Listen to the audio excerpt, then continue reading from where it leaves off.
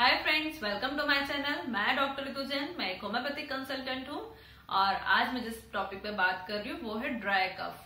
तो आज मैं बात करूंगी homeopathic medicine for dry cough. तो ड्राई कफ पे स्पेशली मैं बताऊंगी, जनरली जो कफ होता है ये एक प्रोसेस होती है, रिफ्लेक्स एक्शन होता है आपकी क्लीन करने के लिए थ्रोट और एयरवे को।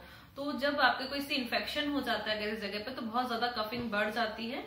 तो जनरली कफ जो होते हैं वो टू टाइप्स के होते हैं, एक वेट होता है, एक ड्राई होता है। वेट कफ जो होता है जिसमें बलगम निकलता है, प्रोड्यूस होता है, बलगम आपका प्लग्स निकलते हैं जिसको स्पूटम भी बोलते हैं। तो वो अगर बनता है ज्यादा तो उसको वेट बोलते हैं। बट मैं आज बात कर रही हूँ ड्राई कफ की, क्योंकि ड्राई कफ भी ऐसा हो गया है कि लोगों को बहुत ज्यादा आजकल ड्राई कफ से परेशानी होती है, स्पेशली अगर गर्मी में, तेज ठंड में बिना बलगम के ड्राई जो होता है, जनरली बच्चों में हो जाता है कि ड्राई कफ ज्यादा हो जाता है तो इन्फेक्शंस हो जाते हैं काफी थ्रोट में, तो उसकी वजह से होता है। तो आज मैं बात करूंगी, इनके पहले रीजंस बताऊंगी क्या क्या कारण होते हैं और साथ ही साथ जो है इसका होम्योपैथिक ट्रीटमेंट बताऊंगी। स्पेशली 5 टॉप मेडिसिन बताऊंगी आपको ड्राई कफ के लिए। तो सबसे पहले रीजंस बताऊंगी, मैं 7 to 8 रीजंस बताऊंगी आपको कि ड्राई कफ क्यों क्यों होता है। तो सबसे पहले जो आता है, फ्लू अगर हो जाता है आपको स्पेशली समर्स में, और कई बार कोल्ड हो जाता है ठंडियों में, तो उसकी वजह से भी ड्राई कफ होता है।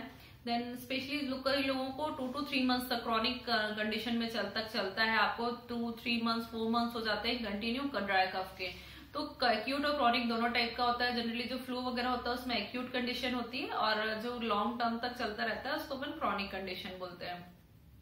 तो आपको मैं कॉजेज बता रही हूँ। तो सबसे पहले फ्लू आया, नेक्स्ट जो होता है वो होता है अस्थमेटिक कफ। अस्थमा में भी कई बार ड्राई कफ होता है, वेट भी मिलता है समटाइम्स, बट ड्राई ज्यादा मिलता है क्योंकि स्पास्मोडिक होता है वो काफी ज्यादा आपका बहुत ज्यादा जो अस्थमा का कफ होता है काफी स्पास्मोडिक होता है, बहुत ज्यादा आपको जिसमें डिस्निया भी हो जाता है, आप सांस लेने में तकलीफ भी हो जाती है आपको।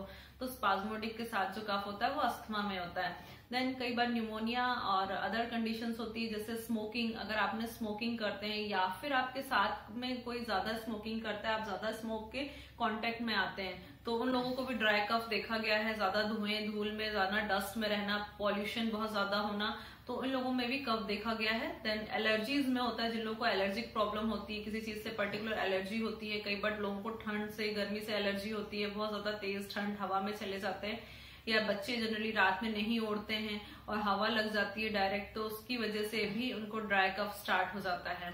तो बहुत सारे रीजंस होते हैं ड्राई कफ के। तो ड्राई कफ में जनरली मैं होम्योपैथिक का ट्रीटमेंट बताती हूँ। तो होम्योपैथिक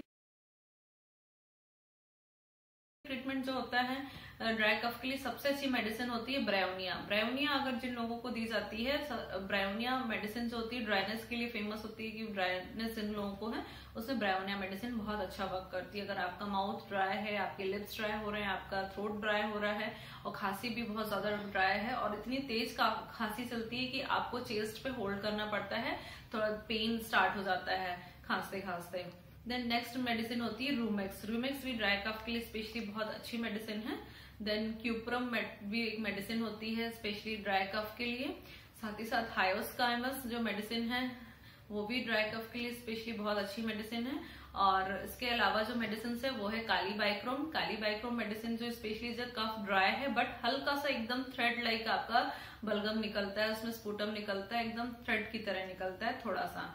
और इसके अलावा जो मेडिसिन है एंटिमटार्ट, जो इतना ज्यादा कफिंग होती है जिसमें आपको फील तो होता है कि अंदर बहुत सारा कफ है और जिसको आप निकालने की कोशिश भी खूब करते हैं लेकिन वो निकलता नहीं है, एकदम ड्राई रहता है, तो उसको भी अपन बोलते हैं ड्राई कफ। तो उसमें जो मेडिसिन होती है एंटिमटार्ट, एंटिमटार्ट का स्पेशली जो सिम्टम्स होते हैं वो कि जो लोग बहुत ज्यादा सीलन्स में रहते हैं, बहुत ज्यादा सीलर है, आपकी वॉल जो है सीलन समझते हैं कि सीलन जो होता है एकदम वेट एरिया रहना, आपकी दीवारें गीली रहना, तो ऐसी जगहों पे जहां धूप की रोशनी कम पड़ना बहुत, तो ऐसे जो लोगों के साथ जो कफ की प्रॉब्लम होती है वो उसके लिए मेडिसिन होती है एंटिमटार्ट। तो आज मैंने ये सारी मेडिसिन बताई।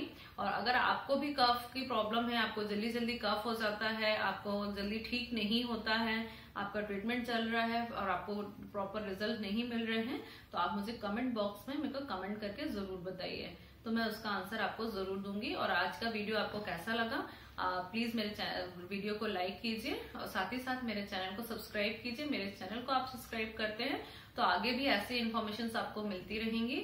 और साथ ही साथ बेल बटन को भी जरूर दबाइए। बेल बटन दबाने से आपको मेरे सारे नोटिफिकेशंस आपको मिलेंगे। Thank you.